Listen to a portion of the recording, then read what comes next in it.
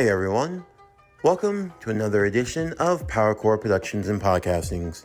And in today's video, we continue Spy X Family Project W.E.B.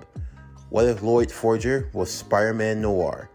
Season 1, Part 2. As always, if you're new to the channel, or if you're a regular and like what we have to offer, then please don't forget to like, comment, subscribe, share, and hit that bell for post notifications so you can stay up to date on everything that is PowerCore Productions and Podcastings that's to come out now and in the future.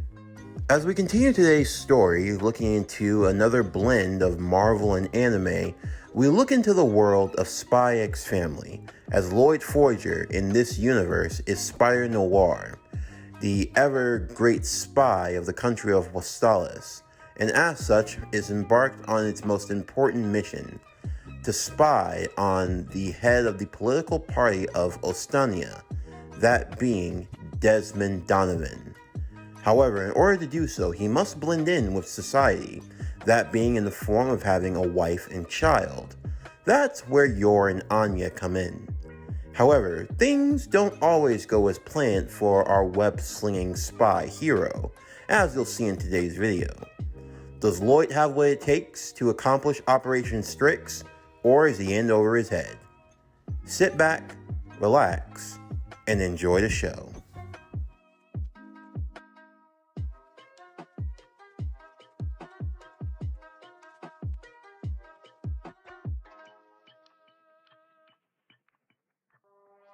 What is a family? Is a family the blood bonds that bind people together? Is it the relationships that are formed and cultivated along the way? Can a fake family be a real family?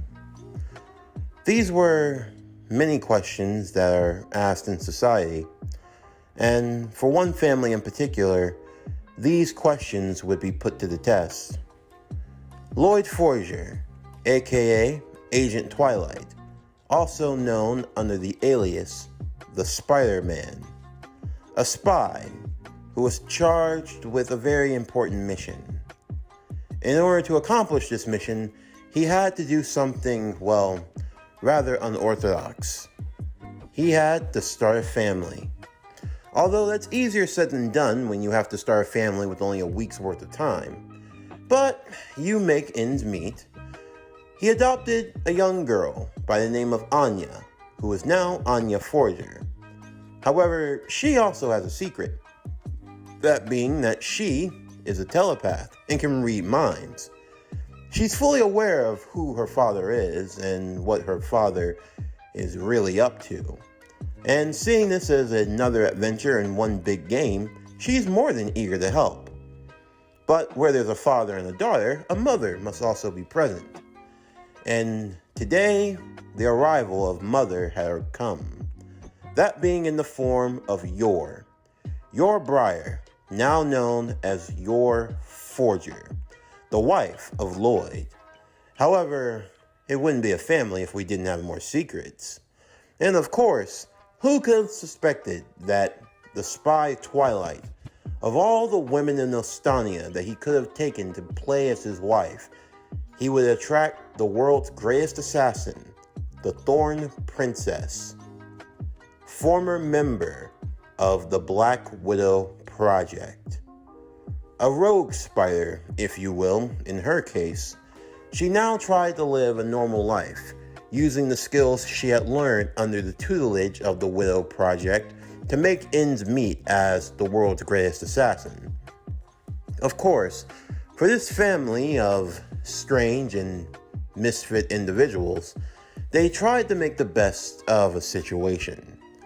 For Loid, his main focus was getting Anya into Eton College, a prestigious academy for the bright young minds of the country of Ostania. It was a place where the elite, where the famed and the fortunate sent their children to get the best of education. And for Anya, getting her into this school was the top priority. To get close to his target, he'd have to get close to the son that attended this school.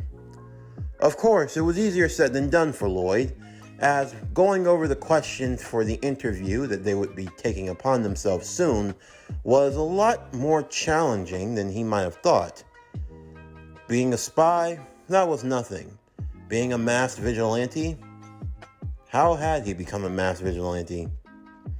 Well, it wasn't by any real effort on his part. You see, Loid is the kind of person that when he sees something that's wrong with the world, almost as if on instinct, as if some force of nature compels him to do so, he gets involved. Loid, having the powers of the Spider-Man and being able to switch out of clothing rather quickly, donned the all-black attire and the fedora, as he would swing in his mask and would jump into action. In doing so, he had attracted a lot of attention to himself, as the public had now started dubbing him the Spider-Man. On one hand, this could be considered dangerous, but technically speaking, it wasn't for Loid. He was known as Twilight, not Spider-Man. For Loid Forager, he didn't have to be Spider-Man to do any amazing thing, or Twilight. You could say now that he had three personas. The persona of Loid Forager, the loving family man and psychiatrist, Twilight, the spy, and Spider-Man, the superhero. All these identities jumbling all at once, it was sometimes hard to keep track of it all. After one hard day at work, Loid decided to stop by a bar. It was in the mid-afternoon, so not too many people were around. Of course, Loid expected it to be this way. The bar was known as the Black Cat, as there was a female bartender who was getting ready to pour a drink to a man with scruffy hair and glasses, as Loid sat next to him. Frankie? Felicia?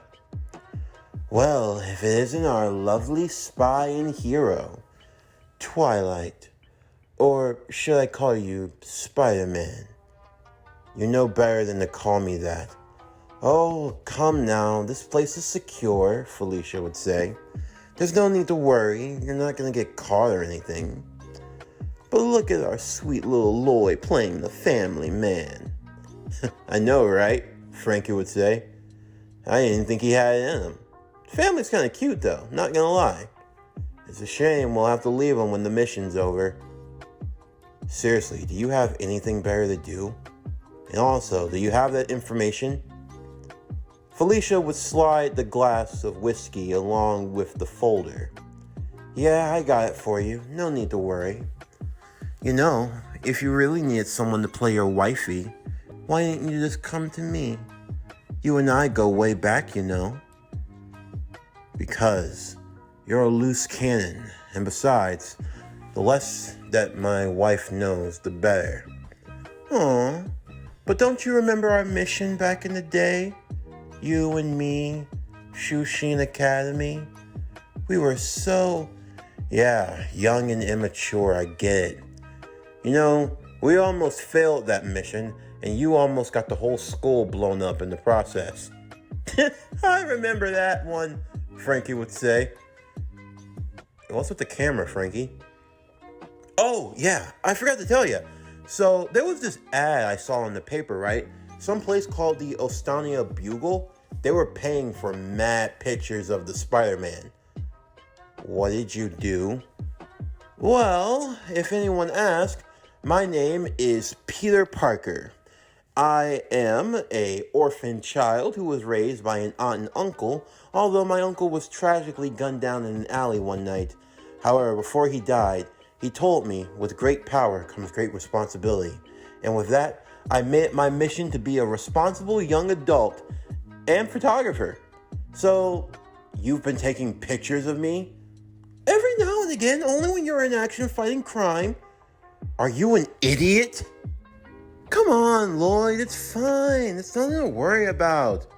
You're the best in the world. You're not gonna get caught. I work with children, I swear. Oh, yeah, I heard my piece is gonna be on the 5 o'clock news. The what? Felicia would then turn up the volume on the TV in the back of the bar as the news would begin to play. This is the Ostania 5 o'clock news, here with our latest news report from our very own J. Jonah Jameson. Thank you, Emily. Now listen, people of Ostania, I have some news that's going to shake the world. It's time for this menace to be exposed. This one right here, a photo would appear of Spider-Man. Many call him the Spider-Man, but I ask you, is he hero, villain, or menace? Emphasis on the menace part. What the? Loid would say. Look at it right here. This car, it almost could have destroyed and killed these innocent people. Now, the others will have you believe that he was just trying to save them from some smugglers. Yeah, that's right. He was just trying to steal off with the jewels at the last second and make sure that his boys went down for the caper, you see. This is all just one big conspiracy, but I will tolerate it no longer. It's time for the people to know the facts. They want the answers. They want the truth. And here is the truth. The truth is that the Spider-Man is nothing but a menace and a criminal to our society. Children, lock your doors. Wives, make sure you keep your children safe. Fathers, be wary of the Spider-Man. For all we know, he could be an enemy from the West, the country of Westalis, who will do nothing to stop until there is a war between our two nations. And I will not allow for our country to be dragged down to the depths of hell. That's right.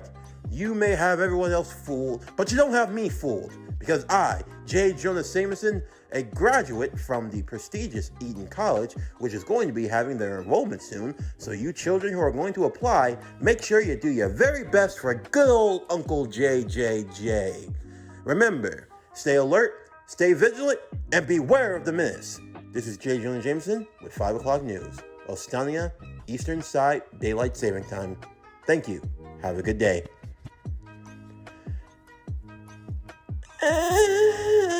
Frankie would say it that.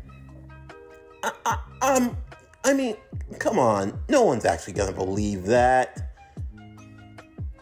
Loid would simply walk home, not sure of what to think in that moment. He was supposed to be inconspicuous, not supposed to attract attention. Well, so much for that idea. And the preparations for the interview at Eton College now got underway. And before they knew it, the day had finally come.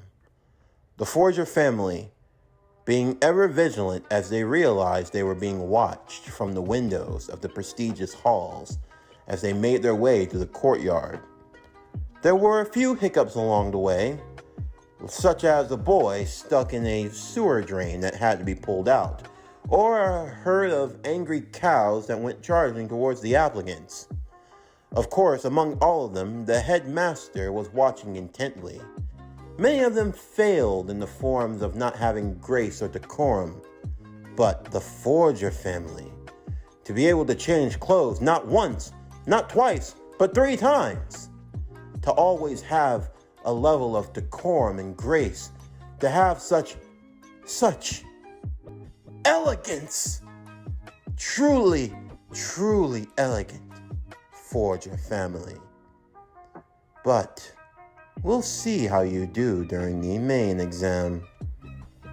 And thus, the main interview would begin with the headmaster and his 2 assistants. Among them, one of the members of the staff, that being Master Swan, a rather angry individual who was suffering the rocks of his own failed marriage, and as such was not taking it too kind on the applicants at all, especially when it came to the children.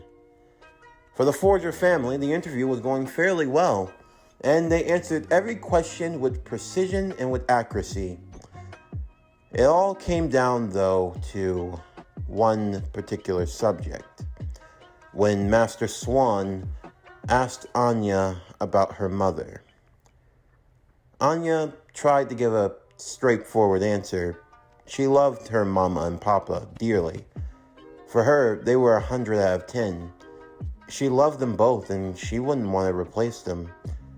But the headmaster had other ideas, though, as Headmaster Swan would continually probe and prod her about her original mama. Unfortunately, though, Anya, she didn't know how to answer. Tears began to well up in her eyes as she couldn't think of anything to say in that moment. Mama, I don't. It seems she prefers the old mother over the new. Is this really necessary? Please stop this, Yor would say. Don't get mad at me, second mother. It's not my fault you can't compare to the first. And if this pathetic child is having her emotions swayed by something as mediocre as this, she has no business being here. This is a school for the elite, not the school for crybabies. Yor could feel her muscles beginning to twitch. And for some reason, Loid's heightened senses allowed him to pick up on every sound and vibration. But even he himself, he felt something, a rage, boiling inside of him. Calm down. Stop. Stop yourself. Twilight. I'm sorry, Loid would say, as he raised his fist from the now destroyed coffee table. It appeared to be a mosquito. I didn't want you to get hurt. Yor, Anya, we're leaving. What?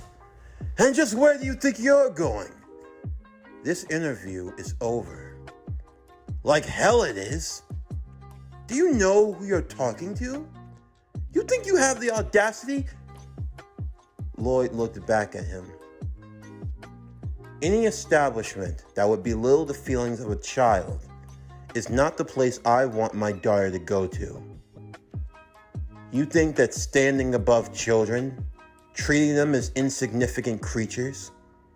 You think I want my daughter to be raised in a place like this? No.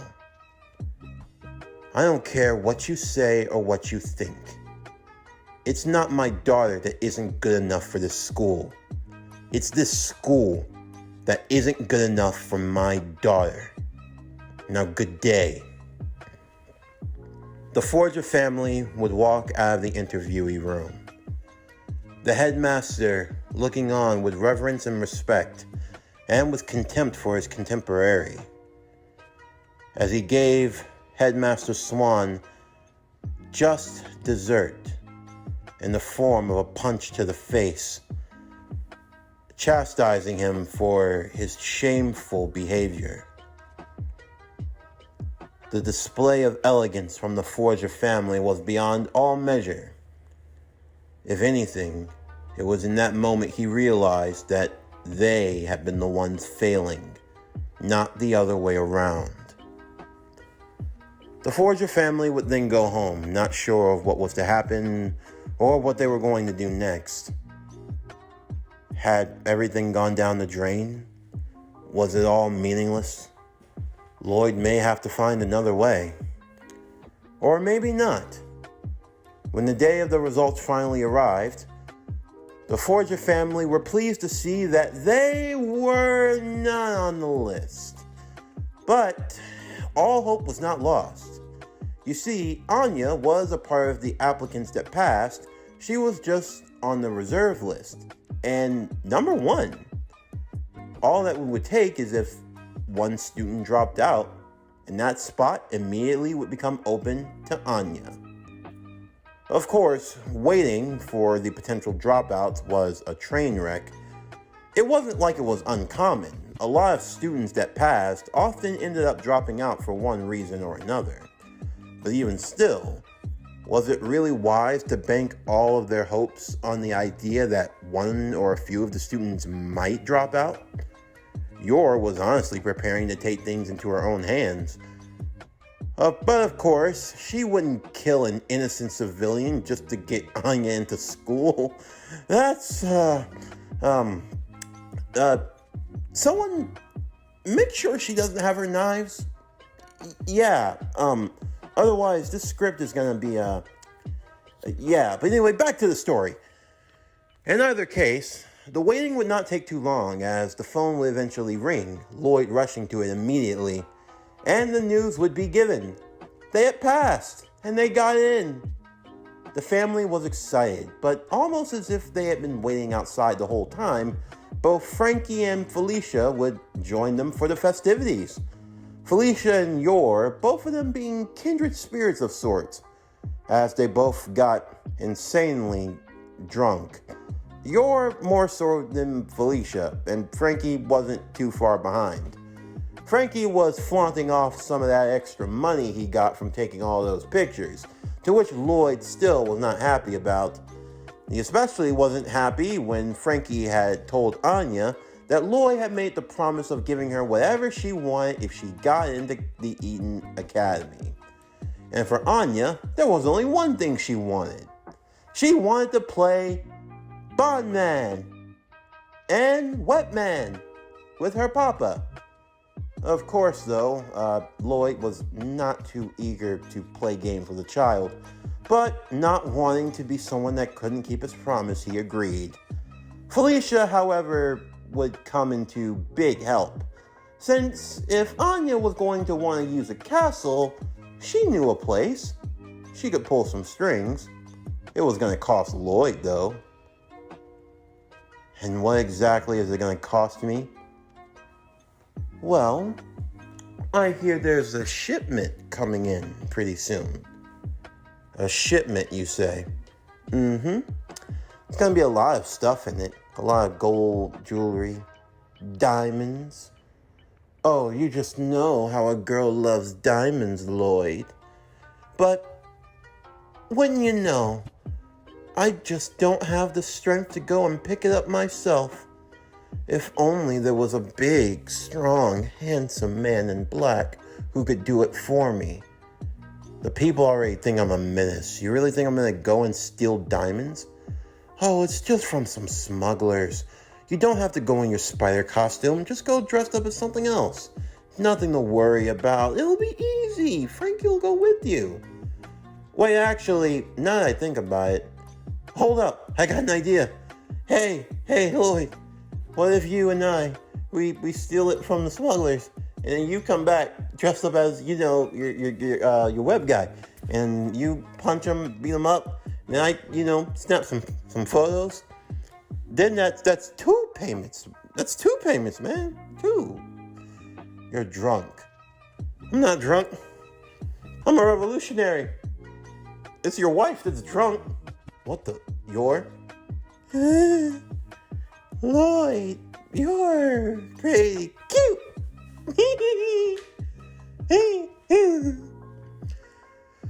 Oh, fine, whatever. Let's do this. Operation Make Anya Happy was now underway. With connections from Felicia, they found a castle that they could rent. And with Loid and his connections, he found a lot of people who were willing to play along with the act. As Anya got to be the princess, and she introduced the people who were going to be playing along with her. Hey everyone, I'm Princess Anya, and this is my story. This is the person that's gonna save me.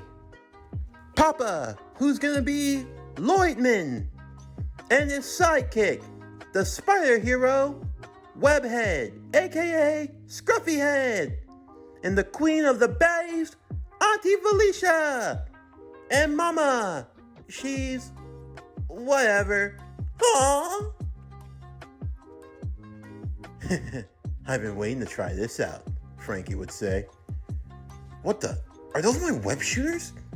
Oh, please. You know you don't need them. That was true. Technically speaking, Loid had organic webs. He didn't actually need to use the web shooters, but the organic webbing was kind of hit or miss.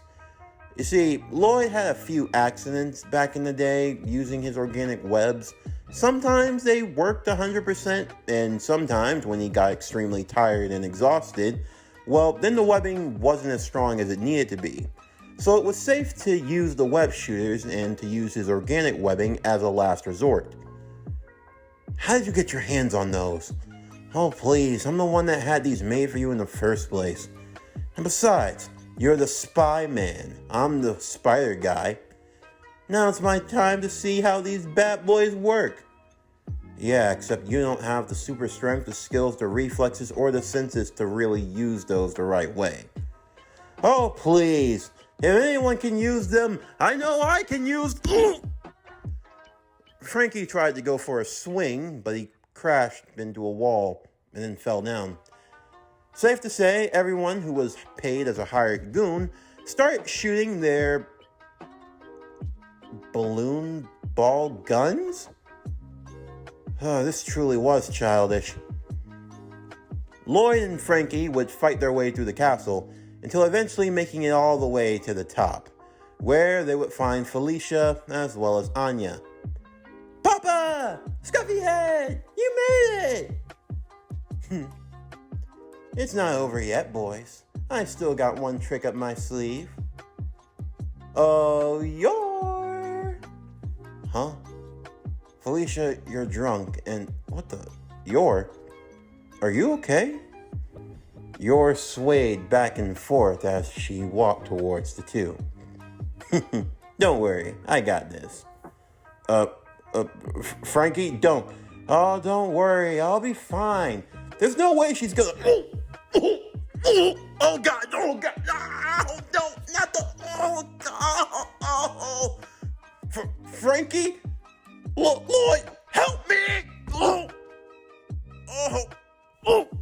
God. Oh, no. Oh. Tag out. Tag me out. I'm done. Oh, God. Wait. What the... Oh! Loid had to fend for his life as Yor started throwing punches and kicks at him. What the hell? First off, why is there a story about a witch in this? This is bad writing. And when the hell did Yor get this strong? Oh, God. Loid had to cover up as best he could. She started throwing kicks to the right, kicks to the left. She threw an uppercut that sent him flying. She was about to go for a spinning kick. If Loid didn't know any better, he would have assumed his head was about to roll off his head, but thankfully her heel broke and she fell down.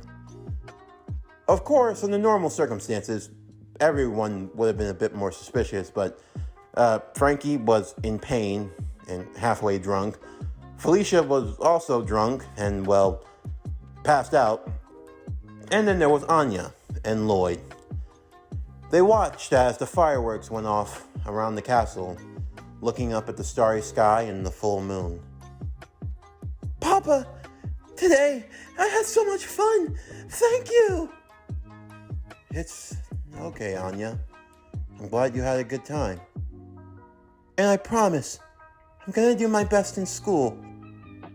Thank you for everything. You're welcome, Anya.